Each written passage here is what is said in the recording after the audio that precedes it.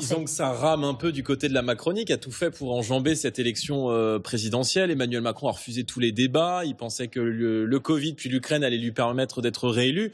Non, en vérité, on a un pays qui est fracturé, des Français qui n'arrivent plus à boucler les fins de mois, une politique d'immigration massive dont le gouvernement a battu absolument tous les records, une politique française qui est donnée à des cabinets privés, McKinsey, d'autres. On vend les intérêts français à des puissances étrangères, à des intérêts privés.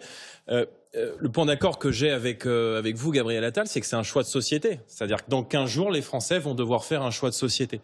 En vérité, ce soir, c'est un échec pour Emmanuel Macron parce qu'il y a 75% plus 70% des Français qui ont voté contre Emmanuel Macron.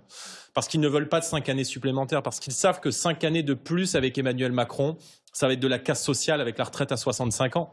Ça va être la saignée fiscale avec l'explosion notamment des taxes sur l'essence. Et Emmanuel Macron, en arrivant à la tête de l'État, juste avant d'avoir reçu Vladimir Poutine, je crois en 2017, avait procédé à des hausses de la TICPE, de taxes sur l'essence.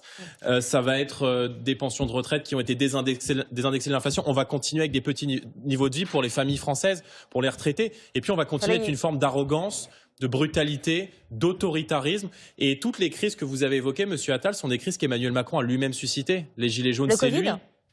La guerre en Ukraine ? Le manque de lits à l'hôpital, c'est lui, puisque c'est lui qui a supprimé 27 000 lits à l'hôpital public depuis 2013. Mais pas les lits en réanimation. Mais les lits qui étaient nécessaires pour le Covid. Il a supprimé 27 000 lits à l'hôpital public. C'est des lits qui ont manqué.